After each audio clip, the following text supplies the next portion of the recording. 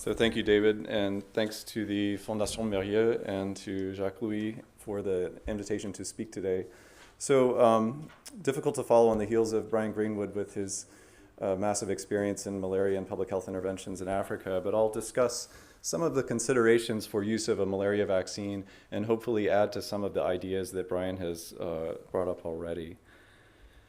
So a brief outline of my discussion would include a review of published decision framework, some of the implementation studies that are planned for the RTS S vaccine, and some individual considerations as we think about implementation of a malaria vaccine.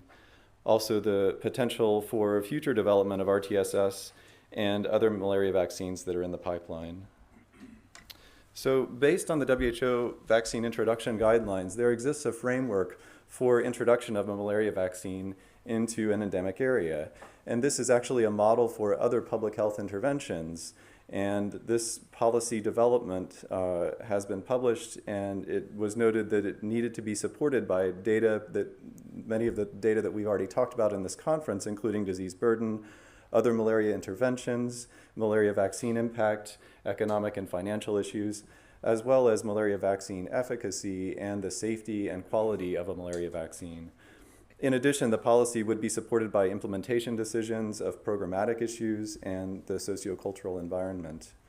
And the key messages from this guidance are that insufficient planning is a key reason for delay of an intervention after it becomes available until it's actually put into use. But if we can plan for it and develop policy and anticipate policy in advance, that this can speed up the process. But it was also noted that planning should be cautiously paced not to get ahead of or to overpromise relative to evidence from the intervention's development progress. So not to get too far ahead of where the vaccine is in its development pipeline, but to keep policymakers abreast of that development. And Raymond and others at the WHO published a decision-making framework for malaria vaccine introduction that included opinions on the role of a cost-effective analysis. And we discussed some of this already in the conference, but cost effectiveness is only one criterion by which a malaria vaccine should be judged. Other factors are equally important, including implementation capacity, the feasibility of introduction of a malaria vaccine, and the impact of a vaccine on poverty and equity. And some low and middle income countries have actually shared their policy decision framework in anticipation of implementation of RTS vaccine policy.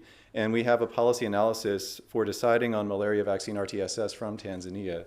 So just to review what they did, so they interviewed government officials, partners, and other stakeholders and gathered their opinions to determine what it would take to implement RTS vaccination in Tanzania. And they found that the decision process requires presentation of scientific data and evidence. And some of that evidence and data can include some of these cost effectiveness analyses that are enhanced that we've discussed in this conference. Also, they found that seeking approval from Ministry of Health was equally important. As a result of this exercise, they found that they had a clearer understanding of the policy process in Tanzania, and they felt that this would lead to a shorter time after availability to introduction of RTS vaccine in Tanzania. So that model could potentially be followed by other low and middle income countries where malaria is endemic and where RTS vaccine could be anticipated. There are ongoing studies that Brian alluded to for RTS vaccine, and as noted at the WHO SAGE meeting on immunization, where they reviewed RTS phase 3 clinical trial results, a meeting at which folks in the room were present, they recommended additional implementation projects before vaccine is introduced. And these studies will carefully assess the potential for CNS side effects, including severe malaria and meningitis. And they felt that these safety concerns deserve further investigation. However, there is a potential explanation for the CNS safety signal with the neuroprotective effect potential of a rabies vaccine that might have accounted for the differential CNS side effects seen in vaccinees versus controls. So the considerations for implementation of a malaria vaccine are multiple, and I'll go through each of these in a bit more detail, but they would include the vaccine safety, effectiveness and efficacy, the cost effectiveness of implementation of RTS, the community acceptance of RTS, political will to implement a malaria vaccine in a schedule, and the vaccine supply, ease of distribution, as well as the potential for long-term consequences. And this would include concepts of vaccine-resistant malaria that I'll describe, and a potential for rebound in malaria risk that was considered for the RTS phase 3 trial. So the adverse events reported with RTS in the 5 to 17-month-old group, Brian alluded to this already, but these would include very common side effects that we see with many vaccines that are already in the EPI schedule, including pain, drowsiness, irritability, loss of appetite, and fever, that was seen more frequently in vaccinees versus controls. These I see, as a pediatrician, these are acceptable in general for any vaccine on the market. However, there were the total number of SAEs were less frequent in RTS vaccinees compared to controls. And we also noted an increased risk of seizures, febrile seizures in vaccinees. And in females, there was a slightly lower efficacy of the vaccine than in males. And there was also an increased risk of death in female vaccinees versus male vaccinees. However, the numbers were very small, and Brian alluded to this already. And then the two safety signals that we saw of increased cerebral malaria and increased meningitis in RTS vaccinees. Another consideration is vaccine effectiveness and efficacy. With the RTS vaccine, just looking at the 5 to 17-month cohort, Brian mentioned this already, 51% efficacy over the first year, and then 39% for the 4-dose schedule over 4 years. And then against severe malaria, efficacy was 45% over 1 year and then 32% over about 4 years with the 4-dose schedule. But as far as measures of public health effectiveness, including disease rate reduction and vaccine preventable disease incidence that we've talked about in this conference, there are some modeling exercises that have occurred in tandem with RTS vaccine analyses. And the group at Swiss Tropical Institute is one of the groups that's led some of these modeling analyses. And they simulated the effectiveness of RTS vaccine using 6 different model variants. They weighted with a wide range of characteristics of health systems and transmission settings. And they used country-specific data, which is pretty unique for malaria in that we have a malaria map project that details the specific incidence and transmission of malaria on a very fine geographic level. They predicted the public health impact in 43 countries where malaria is endemic in sub-Saharan Africa, and they looked at events averted, including hospitalizations, deaths, and DALIs, in addition to the malaria-related events that were averted. So focusing on the 4-dose schedule at 5 years of follow-up, looking at the events averted per 100,000, we see that uncomplicated malaria is averted at about 79,000, severe malaria at 2,000, and 982 hospitalizations are averted.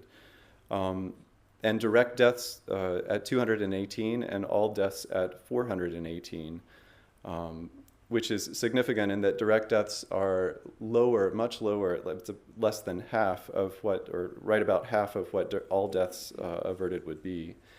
And the disability-adjusted life years that are gained are over 22,000. So we can get to this level of detail at a country, and this is data that can be shared with policy stakeholders and ministries of health when they're considering vaccine implementation. But when we look at the number of cases that are averted, both total uncomplicated and severe malaria, we see that per 100,000 fully vaccinated kids, we get from 25,000 to 125,000 events averted per 100,000. So in summary, over 10 years, based on the modeling exercise, malaria would avert, the RTS vaccine would avert per 100,000 from 100 to 580 deaths and from 45,000 to 90,000 clinical events. And this effectiveness is seen as similar to the Hib vaccine and the pneumococcal vaccines. So not very different from vaccines that are already accepted and implemented in the EPI schedule. Further evaluation of RTS and modeling using the complete data set of RTS found that 4 doses would avert 116,000 and 484 deaths per 100,000 vaccinated. And there was little impact that was seen in this modeling exercise where the prevalence of malaria is very low, and very low meaning less than 3%. there was a median incremental cost effectiveness ratio compared to current interventions that would include $25 per case averted and 87 per DALI averted. And I'm not a modeler, but this seems pretty reasonable and considered pretty equal when you're considering other malaria interventions that are in our toolkit. Other considerations for malaria vaccine implementation include community acceptance of RTS, the reactogenicity that we anticipate. We know of the fever, and the question of CNS safety signals with unknown etiology is still a question mark, and this should be considered. And there's also the potential consideration that use of a malaria vaccine might change the way that folks use other malaria interventions, including malaria bed nets and care-seeking behavior. If you know your child's vaccinated against malaria, maybe you'll be less enthusiastic to use other malaria interventions and to seek care. So that's a consideration. There's also political will that we've discussed in this conference. So we know that global level advocacy, that can help, and it must begin early. And we know that malaria is a very hot political topic, and there is strong political will to combat malaria illness and death. And any new intervention takes some time before it can be adopted and implemented.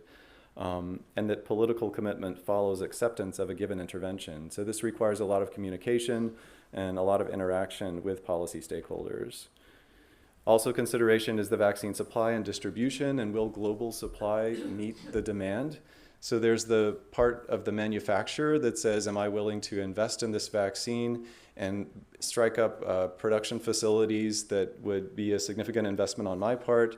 And then there's the countries who must decide early on if they're willing to make that demand for vaccine that the manufacturer will then have to meet. So who makes the first move? Who decides that they want the vaccine first? And that's potentially where Gavi can come in and help to ensure that there will be a supply and demand for the vaccine. The distribution of vaccines, so transport and storage, are issues, as well as training of local health personnel in vaccine delivery and administration. Also, another potential consequence is vaccine-resistant malaria. So what will happen to the parasite when malaria vaccines are implemented? The current models that we've simulated do not include this possibility that there could be vaccine-resistant malaria in the face of widespread implementation.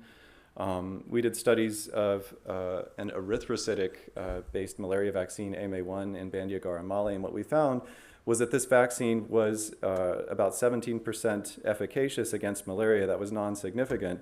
But when we looked at prevention of malaria episodes that were identical to the vaccine strain with regard to specific amino acid residues in the vaccine, we saw that that vaccine efficacy was actually 64%, and that's just looking at prevention of malaria that's identical to the vaccine strain malaria. So this has also been evaluated with RTS S, looking at the genetic diversity. And we saw with RTS a greater activity of the vaccine against parasites with matched Circumsporozoite allele than against mismatched malaria. So after implementation, will we find a higher degree of mismatched malaria circulating in communities versus the matched malaria that's currently present? It's definitely possible, and we know that the parasite is very smart and can acclimate to any kind of pressure, whether it be drug pressure and potentially to vaccine pressure. Another potential consequence is the potential for rebound in malaria risk in vaccinees, and this was evaluated in Kilifi, Kenya, where extended follow-up of RTS vaccinees in the 3-dose group and the 5 to 17-month-olds, where they had efficacy up to about year 4 of follow-up after their primary dose series. But in years 5 to 7, there was an actual rebound in malaria risk, so that vaccinees had a higher risk of malaria in years 5 to 7 versus the rabies controls. So this was only in Kilifi, Kenya. It's being investigated in other sites where RTS was tested, and in both the 3-dose and the 4-dose group, but it's something to consider. And will we see a rebound in malaria risk?